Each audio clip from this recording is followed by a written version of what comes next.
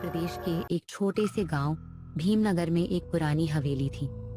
गांव वाले उसे काला दरवाजा कहते थे कि हर अमावस्या की रात ठीक 12 बजे उस हवेली का बंद दरवाजा अपने आप खुलता है। जो भी उस दरवाजे के अंदर जाता है उसका नाम फिर कभी गांव में नहीं लिया जाता। गांव का युवक अजय इन बातों पर विश्वास नहीं करता था। एक रात उसका दोस्त विक्रम घबराया हुआ उसके घर पहुंचा। अजय, मेरा छोटा भाई रोहित शाम से गायब है। आखिरी बार उसे उसी हवेली के पास देखा गया था। घबराओ मत, अभी चलते हैं। अगर वह अंदर है तो उसे वापस लेकर आएंगे। दोनों लालटेन लेकर हवेली की ओर चल पड़े। रास्ते भर अजीब सन्नाटा था। न कुत्तों के भौंकने की आवाज, न झींगुरों की। हवेली के पास पहुंचते ही अचानक लालटेन की लौ नीली हो गई। दोनों एक दूसरे को देखने लगे। ये लो, नीली कैसे हो गई? शायद हवा की वजह से। लेकिन हवा तो चल ही नहीं रही। तभी हवेली का भारी लकड़ी का दरवाजा अपने आप छर्र की आवाज के साथ खुल गया। अंदर घुप अंधेरा था। अचानक ऊपर की मंजिल से किसी बच्चे के रोने की आवाज आई। ये रोहित की आवाज है। रुको, पहले देख लेते हैं कि ऊपर कौन है।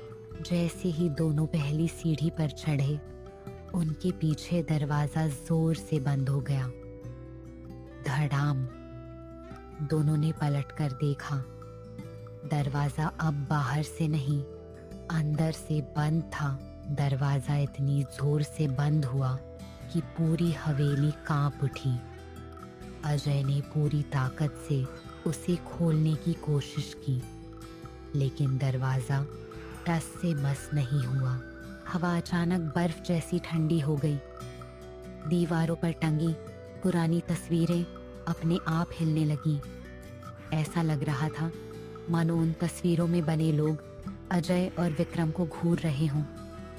तभी ऊपर से फिर वही बच्चे के रोने की आवाज आई। इस बार पहले से भी ज्यादा साफ। दोनों हिम्मत करके सीढ़ियां चढ़ने लगे। हर सीढ़ी पर किसी के पैरों के निशान दिखाई दे रहे थे, लेकिन वे निशान इंसान के नहीं थे। उनमें सिर्फ 3 उंगलियां थीं। जैसे ही वे ऊपर पहुंचे, लंबा गलियारा दिखाई दिया। गलियारे के आखिर में एक कमरा था जिसका दरवाजा आधा खुला हुआ था। अंदर से हल्की सी लाल रोशनी बाहर आ रही थी। अजय, मुझे अच्छा नहीं लग रहा। डर मत, रोहित यहीं कहीं होगा। तुमने वो पैरों के निशान देखे? हाँ, लेकिन पहले कमरे तक चलते हैं। दोनों धीरे धीरे कमरे के पास पहुंचे। अजय ने दरवाजा धक्का देकर खोला। कमरे के बीचों बीच एक पुरानी लकड़ी की कुर्सी रखी थी।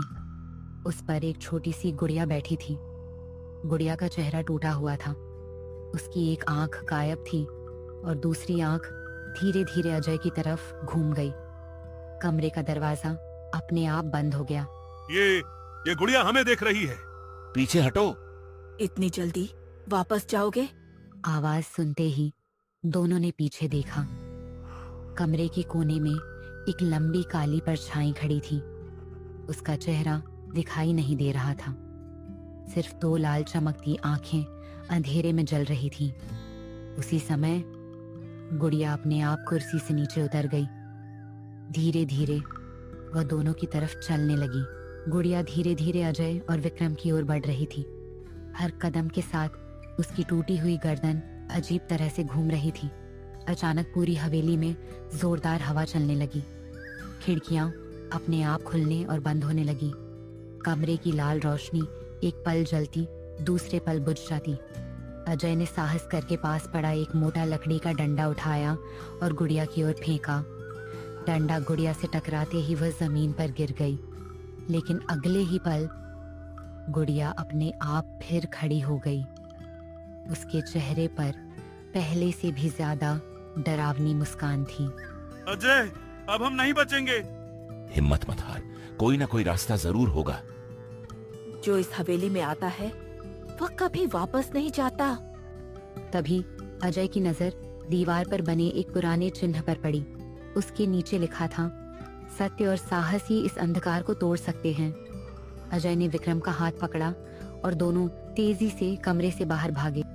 गलियारे के अंत में उन्हें एक छोटा कमरा दिखाई दिया। दरवाजा खुलते ही अंदर रोहित बेहोश पड़ा था। अजय और विक्रम ने उसे उठाया और बाहर की ओर दौड़ पड़े।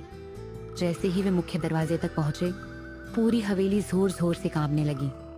दरवाजा धीरे धीरे अपने आप खुल गया। तीनों बिना पीछे देखे पूरी ताकत से बाहर भागे। जैसे ही वे हवेली की सीमा पार करके गांव की ओर पहुंचे, पीछे मुड़कर देखा, वहां कोई हवेली नहीं थी। उस जगह सिर्फ सूखी घास और पुराने पत्थरों का ढेर पड़ा था, मानो वहां कभी कोई हवेली थी ही नहीं। लेकिन अजय की जेब से अचानक वही टूटी हुई गुड़िया नीचे गिर गई। उसकी एक बची हुई आंख धीरे धीरे खुली और उसके होठों से बहुत धीमी हंसी सुनाई दी। मैं फिर लौटूंगी।